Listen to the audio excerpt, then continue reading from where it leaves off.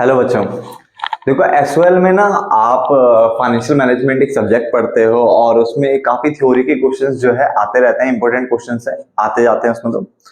तो जो theory question उसमें आते हैं उसके लिए मैंने देखो एक प्लेलिस्ट बनाई हुई है जिसमें मैंने सिर्फ और सिर्फ थ्योरी की जो वीडियोस है वो डाली हुई है।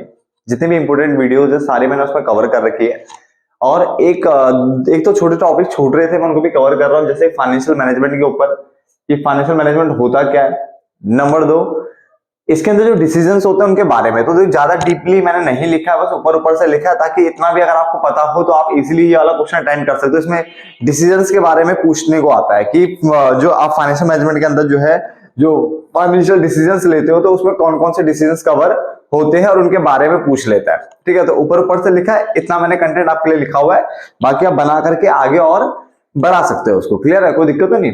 बाकी मैंने आपको बता दिया जितनी वो इससे रिलेटेड जो भी वीडियोस आपको चाहिए वो एफएम की जो प्लेलिस्ट है वो बना रखी है मैंने, वहां आपको इंपॉर्टेंट जितने भी टॉपिक्स है सारे मिल जाएंगे। क्लियर है। बाकी अगर कोई छूटता हो तो मुझे क्या नाम है वही आप इंस्टा पे मैसेज कर सकते हो या फिर कमेंट में लिख देना, मैं उस टॉपिक के ऊपर वीडियो बना दूंगा आपके लिए। अभी हमारे पास है, यहाँ पे है फाइनेंशियल मैनेजमेंट होता क्या है। तो इनका it refers to that branch of management, यानी मैनेजमेंट की वो ब्रांच है। It refers to that branch of management which is concern with, यानी जो जुड़ी हुई है, किससे जुड़ी हुई है, with the effective acquisition and use of money, यानी मनी को कैसे एक्वायर करें लेके आए और कैसे उसको यूज करें। तो उसने यहाँ पे बोला financial management it refers to the branch of management. पहले तो मैनेजमेंट की ब्रांच है, ये बात याद रखना। Number 2, which is concern with, यानी जो जुड़ी हुई है, किसी से जुड़ी है, with the effective acquisition of money, यानी मनी को इफेक्टिवली एक्वायर करो, लेके आओ और साथ में फिर उसका यूज करो कि कैसे आप उसका यूज करोगे। तो ये फाइनेंशियल मैनेजमेंट यानी पैसे का मैनेजमेंट कर रहे हो आप। ठीक है, एक तरीके से।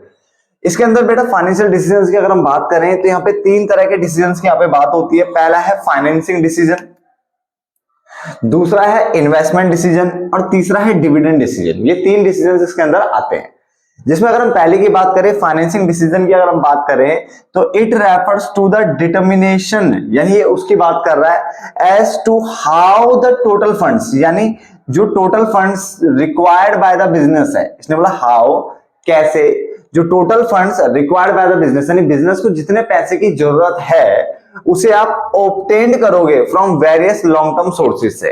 तो फाइनेंशियल डिसीजन के अंदर क्या डिसीजन ले रहे हो आप कि बिजनेस को जितने पैसे की जरूरत है उस पैसे को आप कैसे लेके आओगे और मतलब कहां से लेके आओगे, कैसे और कहां से लेके आओगे, तो वहीं से बोल रहे हैं। तो उसने बोला it refers to the determination of, यानी ये डिटरमाइन करना, ये ज्ञात करना कि as to how the total funds, यानी जितना भी total funds required by the business है उसे आप कैसे ऑब्टेन करोगे, कहां से, from the various long term sources.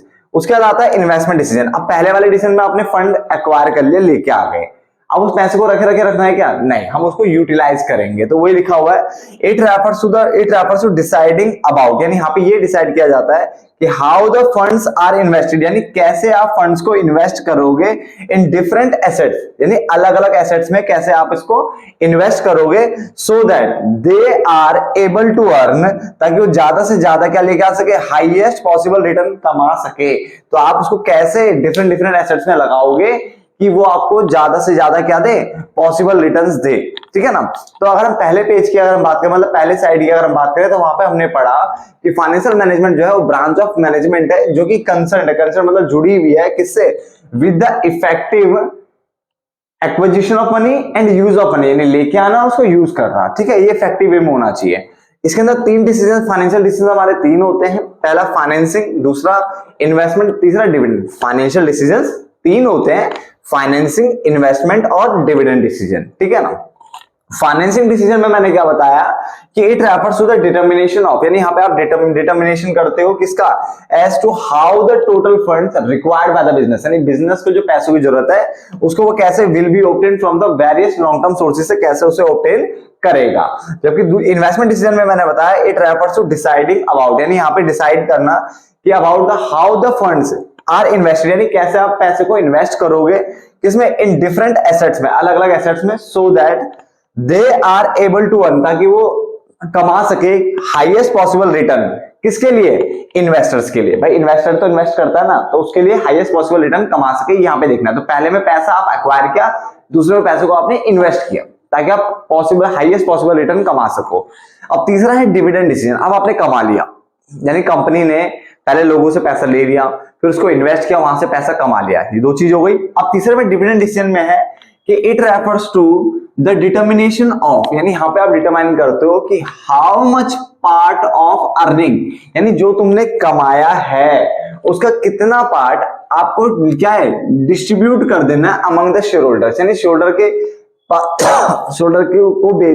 को दे देना है, ठीक है ना, as a dividend, the by way of dividend. Dividend मतलब होता है पार्ट ऑफ प्रॉफिट, डिविडेंड मतलब क्या होता है पार्ट ऑफ प्रॉफिट, यानी आपने जो अर्निंग कमाई है उसमें से कितना पोर्शन आप डिस्ट्रीब्यूट कर दोगे शेयर होल्डर को, कैसे, डिविडेंड के रूप में, और हाउ मच, और कितना ऐसा पोर्शन होगा जिससे आप रिटेन कर दोगे, रिटेन मतलब अपने पास संभाल के रख दोगे, ताकि जैसे रिजर्व की तरह रखते हैं ना, तो रिजर्व की तरह आप रख दोगे फॉर मीटिंग फ्यूचर नीड्स, ताकि फ्यूचर में अगर कभी कोई जरूरत पड़े, ठीक है ना, तो उन पैसों का यूज कर सके फ्यूचर नीड्स को करने के लिए। और पहले वाले को डिविडेंड के लिए लिखा था।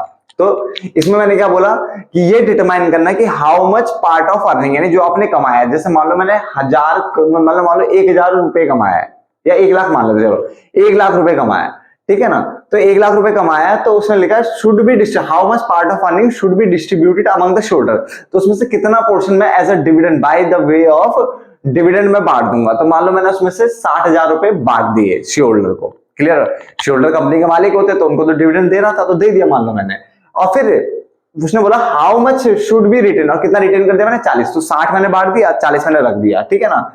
क्यों रखा मैंने 40, कि भाई सारा बांट दूंगा, कल को फ्यूचर में कोई दिक्कत होगी तो फिर पैसे कहां से लाऊंगा, तो इसलिए इसने बोला तो आपको कुछ पैसा बचाना भी है ताकि मीटिंग फ्यूचर नीड्स, ताकि फ्यूचर की जो आवश्यकता है उसको पूरा कर सकें। तो एज अ रिटेन अर्निंग आपको रखना है, रिटेन अर्निंग का मतलब होता है रिजर्व एंड सरप्लस, ठीक है ना। तो तीनों डिसीजन ध्यान रखना। फाइनेंशियल डिसीजन में मैंने आपको बोला फाइनेंशियल डिसीजन क्या होता है, जिसमें आप ये देखते हो कि जो funds required by the business है वो कैसे, कहां से वो ऑब्टेन करेगा, ठीक है, कैसे करेगा। जबकि इन्वेस्टमेंट में जो आपने पैसा ऑब्टेन कर लिया लेके आगे, अब आप उसको कैसे इन्वेस्ट करोगे डिफरेंट एसेट्स में, ठीक है, ताकि आप हाईएस्ट पॉसिबल रिटर्न कमा सको। अब इसमें जो आपने कमाया उसको, उसका कितना पोर्शन आप बांटोगे एज अ डिविडेंड, और कितना पोर्शन फ्यूचर के लिए बचा लोगे, समझ में आ गया। ऑल द डिसीजंस, यानी जितने भी डिसीजंस है कनेक्टेड विद द फाइनेंस, यानी जितने भी डिसीजंस फाइनेंस से कनेक्टेड होते हैं उनको फाइनेंशियल डिसीजन बोलते हैं, याद रखना, ये जनरल लैंग्वेज है कि all the decisions connected with the finance, यानी जो भी डिसीजंस फाइनेंस से रिलेटेड होते हैं, कनेक्टेड होते हैं, उनको फाइनेंशियल डिसीजंस कहते हैं। Therefore all the 3 major decision, जितने भी मेजर, यहाँ पे मेजर वर्ड लगा बेटा, तो जितने भी मेजर डिसीजंस है, जैसे investment decision, financial decision, dividend decision, ये थे, इन सभी को फाइनेंशियल डिसीजंस कहते हैं। तो बहुत बच्चे ना गोल गोल हो जाते हैं, वो कहते हैं भाई फाइनेंशियल डिसीजन और फाइनेंशियल डिसीजन तो बोथ आर सेम। मैंने बोला नहीं, दोनों सेम नहीं है। फाइनेंशियल डिसीजन के अंदर 3 डिसीजन आते हैं, याद रखना। तो ये फाइनेंशियल डिसीजन जो है ये बड़ा टर्म है, ठीक है, इसके अंदर ये 3 डिसीजन आते हैं, फाइनेंसिंग, इन्वेस्टमेंट और डिविडेंड। तो फाइनेंशियल और फाइनेंसिंग में कंफ्यूज मत होना, फाइनेंशियल डिसीजन के अंदर इन्वेस्टमेंट, फाइनेंसिंग और डिविडेंड आ रहा है। इसके अंदर फाइनेंशियल डिसीजन के अंदर क्या आ रहा है, फाइनेंसिंग भी आ रहा है, इन्वेस्टमेंट भी आ रहा है, डिविडेंड भी आ रहा है। तो इसे यहाँ पे लिखा है कि जितने भी डिसीजन जो कनेक्टेड होते हैं किससे, फाइनेंस के साथ, उसको फाइनेंशियल डिसीजन कहते हैं। इसलिए जितने भी जो मेजर डिसीजन हमारे जो फाइनेंसिंग से रिलेटेड है, इन्वेस्टमेंट है, डिविडेंड है, ये हमारे फाइनेंशियल डिसीजन कहलाते हैं। क्लियर हो गया। उसके बाद मॉडर्न अप्रोच, जो मॉडर्न अप्रोच है, ठीक है ना, तो फाइनेंशियल मैनेजमेंट, तो फाइनेंशियल मैनेजमेंट की जो मॉडर्न अप्रोच है वो हाईलाइट कर रही है 4 यानी 4 मेजर डिसीजंस बताती है, मेजर डिसीजंस बोलती है to be taken by the financial managers, यानी फाइनेंशियल मैनेजर्स को 4 मेजर डिसीजन लेने होते हैं। यानी मॉडर्न जो हमारी अप्रोच है वो कह रही है फाइनेंशियल मैनेजमेंट की कि जो ये 4 मेजर क्या मतलब, मेजर मतलब बड़े बड़े डिसीजंस को हाईलाइट कर रही है जो कि फाइनेंशियल मैनेजर्स को लेने पड़ सकते हैं। जैसे जिसमें से 3 तो बेटा वही है, एक एक्स्ट्रा में है कि फंड रिक्वायरमेंट डिसीजन। पहले ये देखो कितने फंड की रिक्वायरमेंट है, कितने फंड की रिक्वायरमेंट, और फिर उस फंड को रेज करना है, रेज मतलब लेके भी तो आना है। तो ये फाइनेंसिंग डिसीजन हो गया। फाइनेंसिंग डिसीजन को कहता है फंड रेजिंग डिसीजन, कि आप फंड कहां से रेज करोगे, ये तो था। तो बट उस रेज करने से पहले भी बेटा एक बात आती है जो कि यहाँ पे नहीं लिखी है, वो ये होती है फंड्स रिक्वायरमेंट डिसीजन, यानी कितना फंड रिक्वायर क्यों है, पहले इसको पहले एक्सप्लेन करो, फिर उसको रेज करो मतलब लेके आओ, फिर वही इन्वेस्टमेंट डिसीजन दूसरा, फिर डिविडेंड डिसीजन तीसरा। तो बाकी 3 तो बेटा ये तीनों के तीनों तो वही है, बाकी ये पहले फंड रिक्वायरमेंट डिसीजन आपको देखना होता है, ठीक है। तो मैंने आपको पूरा ऊपर से बताया, मैंने डीप नहीं लेके गया हूं, तो इसको नोट डाउन कर लेना। बाकी कोई भी अगर टॉपिक चाहिए हो तो मुझे कमेंट बॉक्स में लिख देना, ठीक है ना, जैसे देखूंगा बना दूंगा। क्लियर है। तो मिलते हैं फिर नेक्स्ट वीडियो में, तब तक के लिए धन्यवाद।